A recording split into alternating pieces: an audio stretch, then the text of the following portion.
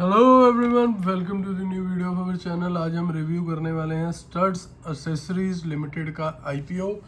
मैं हूं आपका होस्ट दोस्त Ankur Malhotra. Welcome to the new video of our channel stocks with Ankur. ये हो गया हमारा कैमरा सेट और यहाँ से करने लगे हैं हम वीडियो के स्टार्ट। सबसे पहले आपको मैं बता दूं, स्टड्स एसेसरीज लिमिटेड आईपीओ का ये रिव्यू है, कंपनी का रिव्यू है। ये कोई बाय और सेल या आईपीओ की लगाएं कि ना लगाएं, ये कोई हमारी रिकमेंडेशन नहीं है, ना हम दे सकते हैं। हम सेबी रजिस्टर्ड नहीं हैं, लेकिन हम इसमें आपको कंपनी के बारे में सब कुछ बताएंगे जिससे आप डिसाइड कर सकें कि आपको ये आईपीओ लगाना चाहिए कि नहीं लगाना चाहिए।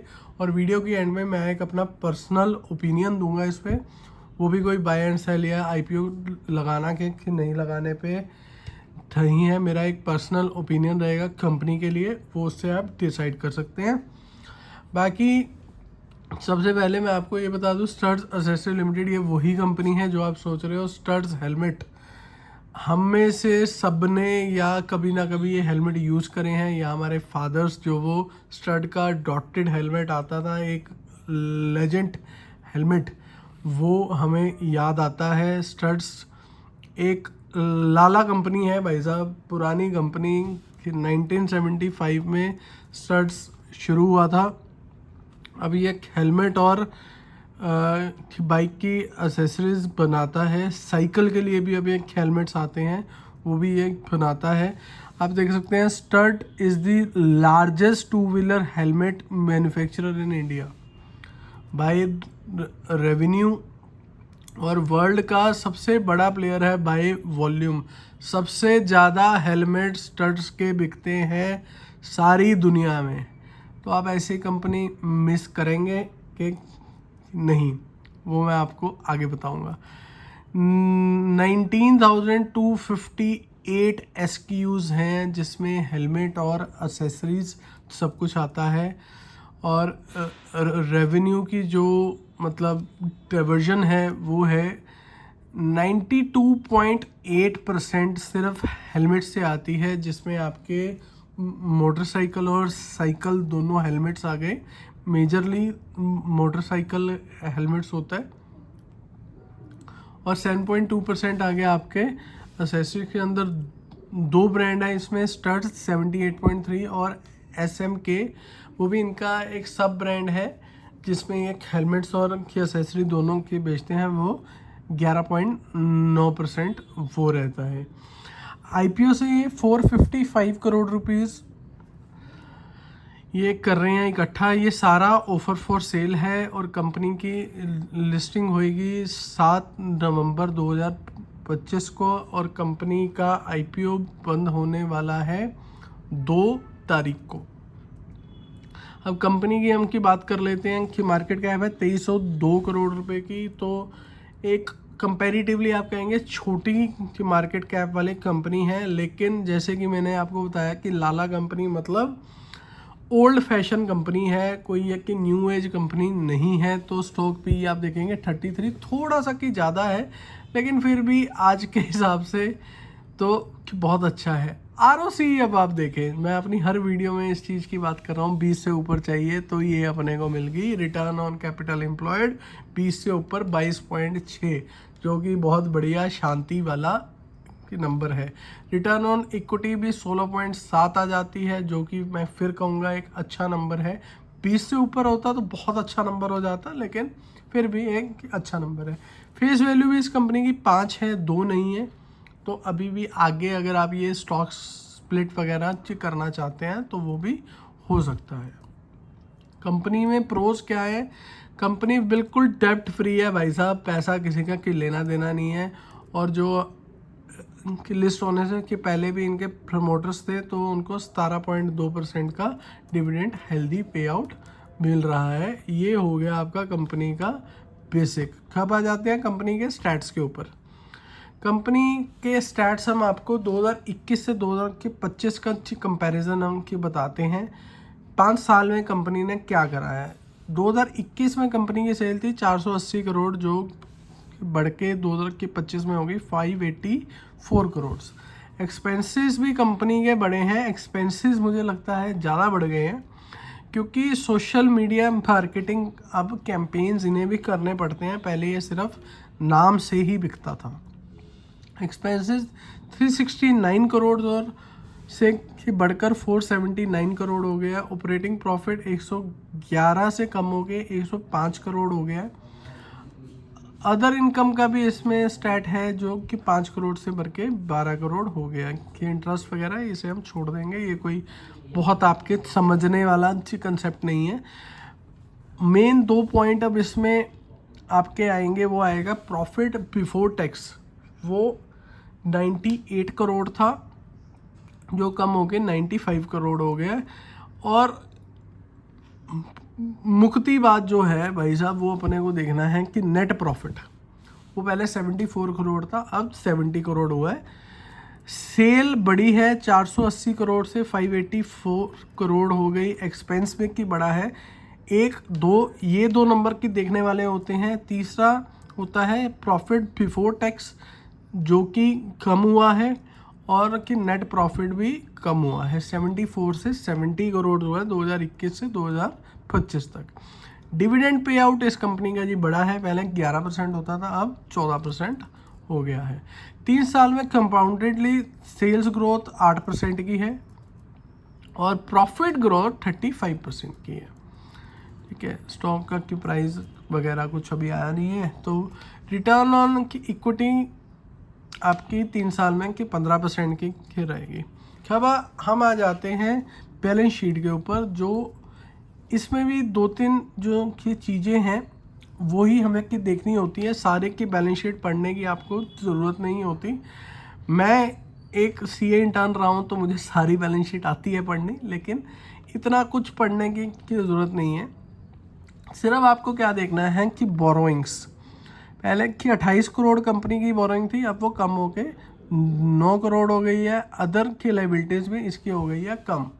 बस आपको ये 2 चीज़ें देखनी हैं कि लाइबिलिटी वाली साइड में, और जो आपकी एसेट वाले की साइड है वो उसमें भी आपने 2 चीज़ें ही देखनी होती हैं। एक तो देखो आप फिक्स एसेट 266 करोड़ से बढ़ के 338 करोड़, मतलब कंपनी अपना पैसा सही जगह लगा रही है।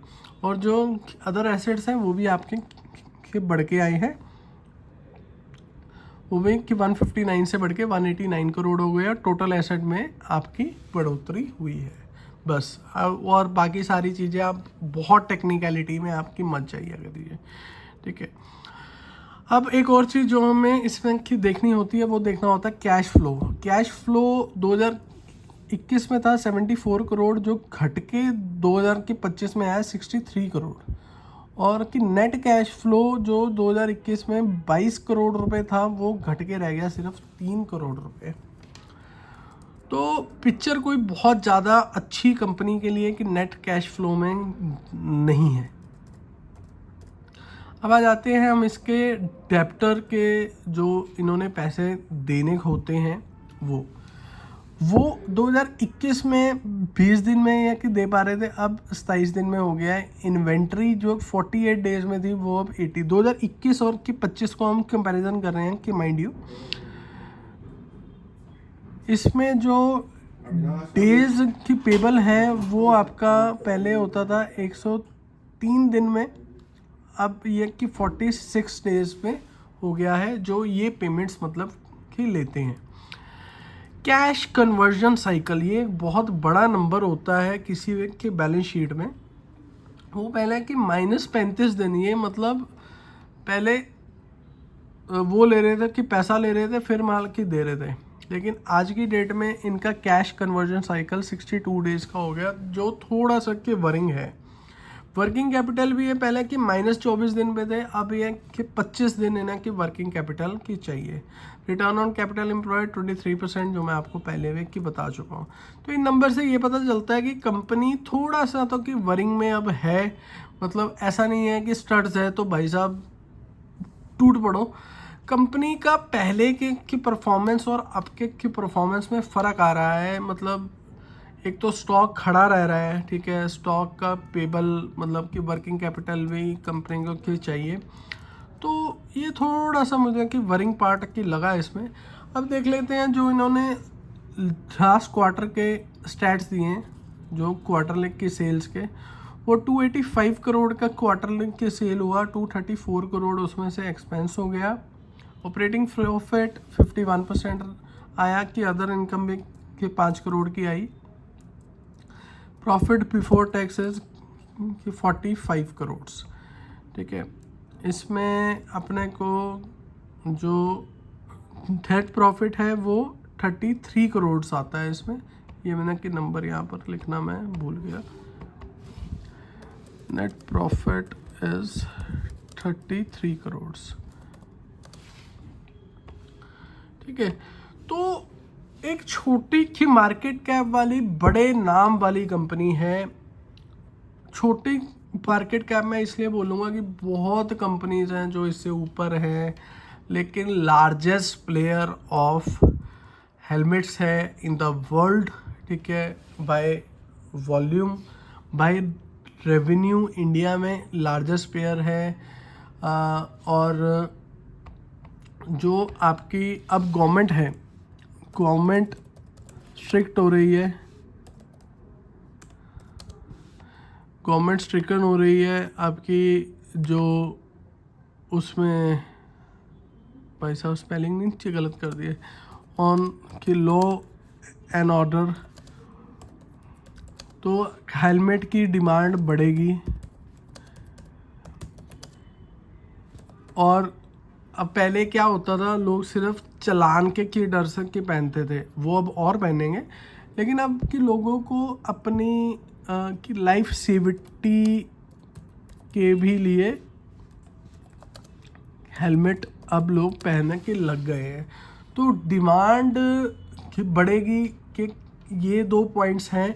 लेकिन दूसरी साइड आप देखें, 4 wheeler demand is getting higher. क्यों? 2 wheeler is getting way too risky in India. भाई कि व्हीलर के स्पेलिंग ठीक गलत कर दिए थे मैंने, कर देता हूँ मैं कभी कभी।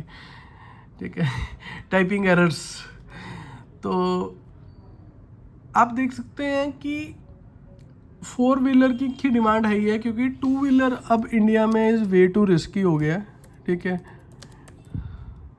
मतलब हद होगी। आप अगर कि सड़क पे के चलेंगे तो भाई ये आप घर की पहुंचेंगे कि नहीं पहुंचेंगे वो कि डर ही लगता है, क्योंकि आजकल लोग इतना रैश चलाते हैं। सॉरी। तो इसलिए मतलब ये मुझे कि सेगमेंट बहुत ज़्यादा अच्छी ग्रोइंग नहीं लगता। हाँ कि बाइक्स बिकती हैं, ग्रुप्स बनते हैं, बाइक्स का कल्चर है इंडिया में, लेकिन बाइक अब अगर आज मेरा मतलब कि 4 साल का जी बेटा है, ही ग्रोज अप टू कि 18, मैं कि लाइसेंस के बाद एक की व्हीकल दूंगा, जो भी दूंगा उसे। लेकिन I would not prefer an की 2 व्हीलर। कि अगर आपकी इनकम की 1.5 लाख रुपए की महीना है तो आप अपने बच्चे को आज की डेट में 2 व्हीलर ही नहीं देना चाहेंगे। तो डिमांड फॉर हेलमेट्स इन की long term will be A question.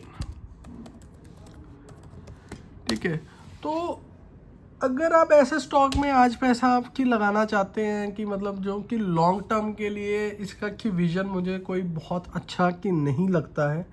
हाँ ये है कि लिस्टिंग गेन के लिए आपकी जीएमपी मतलब 7-8%, ग्रे मार्केट प्रीमियम इज़ 15%। अगर आप उसके लिए पैसा आपकी लगाना चाहते हैं वो आपका थॉट है, मैं तो वैसे भी कि नहीं बोलूँगा।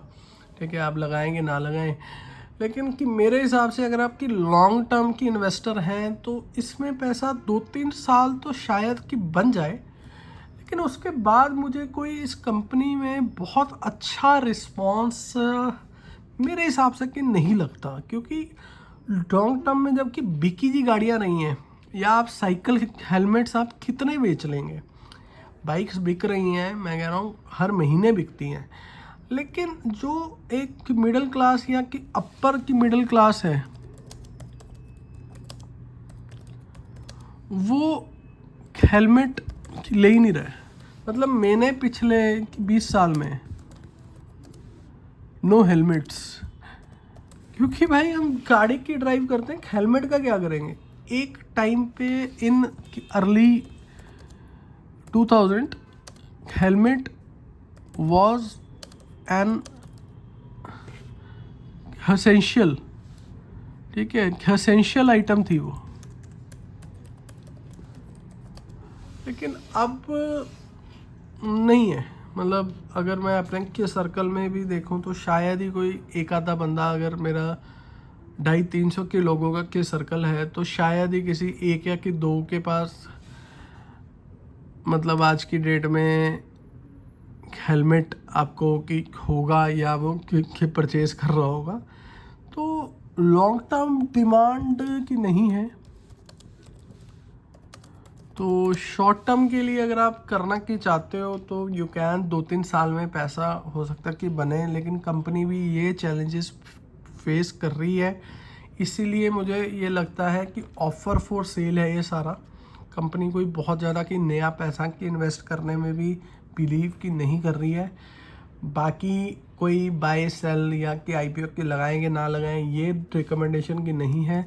जीएमपी की 15% है, वो आप देख के अगर पैसा के लगाना चाहते हैं तो आपकी लगा सकते हैं।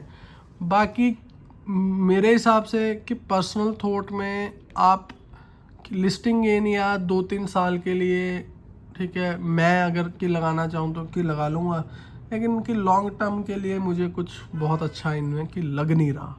ठीक है, तो this is it, this is studs helmet for you. जिसने कि देश को कि पहनाया हेलमेट, आप उसमें पैसा कि लगाना चाहेंगे तो आप बिल्कुल लगाइए कि देश की कंपनी है। ठीक है, and this is it, and this is Ankur Malhotra की signing off. Keep smiling, keep investing सोच समझ के, एंड प्लीज़ लाइक, सब्सक्राइब और शेयर कर दीजिए मेरा चैनल। छोटा सा मेरा के चैनल है अभी, स्टॉक्स विद अंकुर। अगर आप कोई स्टॉक पे रिव्यू चाहते हैं तो आप मुझे कमेंट बॉक्स में वो भी आप बता सकते हैं। Thank you, bye bye.